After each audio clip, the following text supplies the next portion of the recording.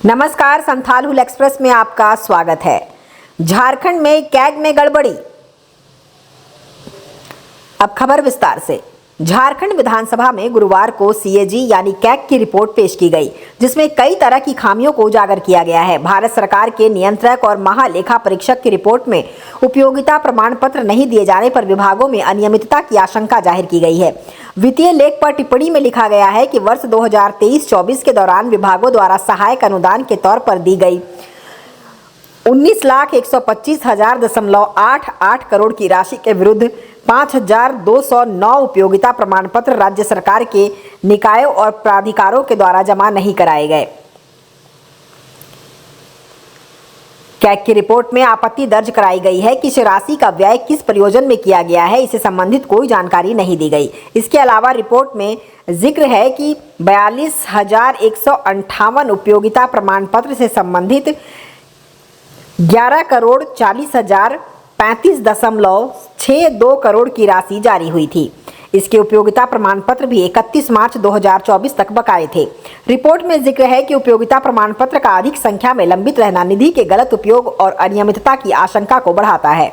वर्तमान सरकार के बारे में कोविड के समय उन्होंने जो किया, जिस तरह सरकारी धन का दुरुपयोग किया, केंद्र सरकार से मिलने वाली राशि को खर्च नहीं कर पाए, रेमडेसिविर जैसी महत्वपूर्ण इंजेक्शन के बारे में इन्होंने घपला किया और यहाँ तक कि जो वेंटिलेटर्स मिले उसका भी उपयोग नहीं कर सके, निजी अस्पतालों को दे दिया, उनसे किराया तक नहीं वसूल सके, कोई एग्रीमेंट नहीं किया उनसे, और जो दवाएं खरीदी गई उनका एक्सपायरी डेट बड़ी नज़दीक था और कम पोटेंशियल वाले, कम ताकत वाली दवाएं खरीदी गई। ये सारी चीज़ों का पर्दाफाश कैग की रिपोर्ट ने किया है, जो 2020 से 2022-23 के बीच में हुई हैं। ये चूँकि कैग की रिपोर्ट पर विधानसभा में बहस नहीं होती है, तो मैं मांग करता हूँ कि सरकार को यह संज्ञान लेना चाहिए और जो भी अनियमितताएँ हुई हैं उनको दोषियों को चिन्हित करना चाहिए। बिना स्वास्थ्य मंत्री के संलिप्तता के इतनी बड़े पैमाने पर अनियमितताएँ नहीं हो सकती हैं। इससे कोविड समय जो पैसे की बंदरबाट हुई, उसके बाद CHC PHC आज बनाने में जो घपले हुए हैं, यहाँ तक कि जो UG और PG की सीटें हैं यहाँ के मेडिकल कॉलेजों में, वो खाली रह जा रही। 58 सीट UG की और 118 सीट PG की, ये खाली रह गई। ये निर्देशित करता है कि स्वास्थ्य विभाग बिल्कुल घपले घोटाले में है, लगा हुआ है। लोगों के स्वास्थ्य की चिंता नहीं है, सरकारी धन के उपयोग की चिंता नहीं है और केवल बंदरबाट हो रही थी। यही इससे साबित होता है। ये सारा किसकी तरफ है? किसकी तरफ है? स्वास्थ्य मंत्री जो थे उनके खिलाफ मैंने अनियमितताओं को उठाया, मुख्यमंत्री को पत्र लिखा, सबूत पे उनकी फाइलों की कॉपी लगाई। मुख्यमंत्री जी ने आज तक तो कोई कार्रवाई नहीं किया और स्वास्थ्य मंत्री ने मेरे विरुद्ध FIR दर्ज करा दिया और इनके DSP ने उसको ट्रू कर दिया और इसके कारण से मुझे तो जमानत देनी पड़ी उसमें। और भी एक आध ऐसे FIR हैं जिनके मामले आगे आएंगे। तो जो व्यक्ति स्वास्थ्य विभाग की अनियमितताओं के बारे, घपले घोटालों के बारे में आवाज़ उठाएगा, उनके बारे में सरकार जेल भेजने के लिए FIR कराएगी और जो दोषी है, जिसका अपराध खुलकर सामने आ रहा है, उसको ये सुरक्षित संरक्षित रखेंगे, क्योंकि ये उनकी सरकार के हिस्सा है। सर, क्या बन्ना गुप्ता की जो बात आप कह रहे हैं, क्या वो जेल भी जा सकते हैं अगर जांच सही से की जाए? अब जांच हो तब तो, जांच कहाँ कोई कराए? जांच कराए तब तो। कोविड में जो कोविड कर्मियों को प्रोत्साहन राशि थी वो इनको भी मिले, उसके लिए उन्होंने बिल बनाकर ट्रेजरी में भेज दिया और इनके स्वास्थ्य मंत्री के मंत्रालय में 6 व्यक्ति काम करते हैं, उसके जगह 60 व्यक्तियों का बिल बनाकर भेजा। तो घोर अनियमितता है। उसके अलावा दवाओं की बात मैंने कही, दवा का टेंडर निकला, कम दाम में खरीदने के बदले में अधिक दाम में कैबिनेट से निर्णय करा के अधिक दाम में खरीदा गया। ये सारी जो अनियमितताएँ हैं उनमें जेल जाना तो सामान्य बात है। कार्रवाई तो कम से कम होनी चाहिए, जांच होनी चाहिए। इस सरकार में वो भी नहीं हुआ। कितना का लगता है सर, क्या उम्मीद कर रहे हैं? अभी अंदाज हम नहीं कर सकते। CAG ने की रिपोर्ट पूरी पढ़ा जाएगा। CAG की रिपोर्ट तो नमूना पर आधारित होती है, सैंपल सेलेक्ट कर लेते हैं। आप क्या उम्मीद कर रहे हैं? मैं कोई उम्मीद नहीं कर रहा हूँ सरकार से, मैं कोई उम्मीद नहीं। आपने पूछा तो मैंने बता दिया कि CAG रिपोर्ट ने पर्दाफाश कर दिया है। इन घोटालों को मैं उठा रहा था, जिन अनियमितताओं को उठा रहा था, इन पर से पर्दा हटा दिया। स्वास्थ्य विभाग में केवल नोट कसूर घोटाला अनियमितताई हुई और कोई एक ऐसा उसमें हिस्सा नहीं है जिसमें कैग ने इनकी प्रशंसा की। इतना बजट मिलता हो खर्च नहीं हो पाता है। जो दवाएं खरीदी जाती हैं एक्सपायरी डेट के ठीक पहले और कम पोटेंशियल की दवाएं खरीदी जा रही हैं और जितने आपको पीसी सीएससी कॉलेज बनने हैं उनका भी पैसा ऐसे ही रखा जा रहा है। तो कोई भी काम ऐसा स्वास्थ्य विभाग ने नहीं किया है जिसकी प्रशंसा कैग की रिपोर्ट में की गई है कि संतोषजनक है।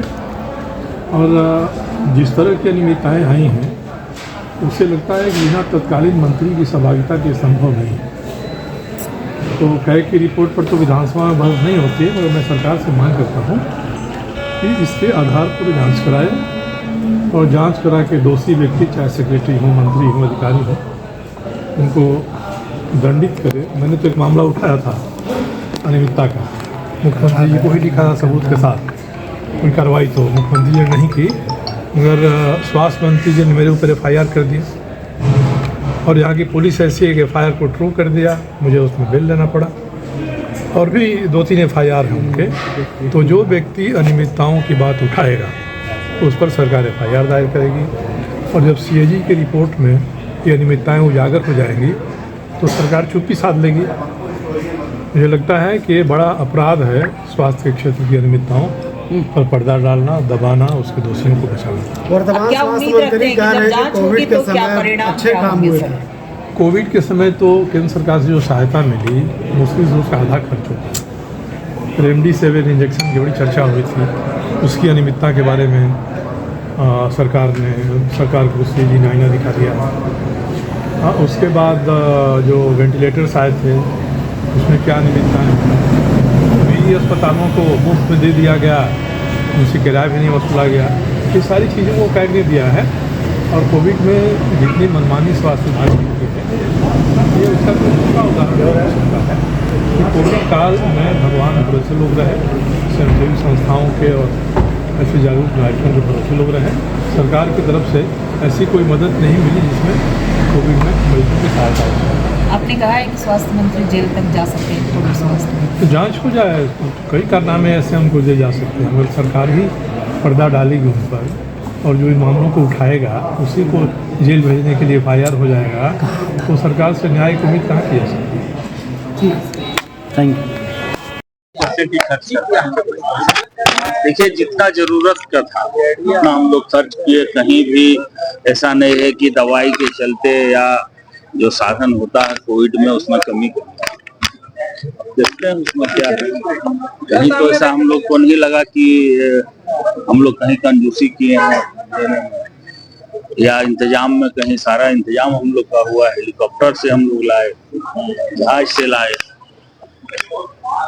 ये केंद्रीय कल प्रदीप यादव सवाल पूरी दे दी है। कल प्रदीप यादव सवाल किए थे, बोले संतुष्ट नहीं है जवाब से। नहीं, संतुष्ट तो हो गए हैं वो, जैसे वो बोले हमको जो मुद्दा वो उठाए थे वो ठीक है, लेकिन परिस्थिति ऐसा बना जैसे MSDP का जो कमेटी बनता है, राज्य कमेटी, तो उसमें ठीक जैसे बना तो हेमंत बाबू जेल चल गए, फिर चंपा बाबू बने, तो फिर वो रिन्यूअल हुआ। ठीक है, फिर अब जब सारा प्रक्रिया हो गया तो फिर हेमंत बाबू बन गए, तो इसी में थोड़ा उसमें देर हो गया। ये बोले केंद्रीय कैबिनेट ने वक्त बिल को मंजूरी दे दी है, कई संशोधन है इसमें, सदस्य बनाया जा सकता है। देखिए, अभी उनका है वो अपना जो करे, लेकिन हम लोग तो यहाँ राज्य सरकार में उसको लागू होने नहीं।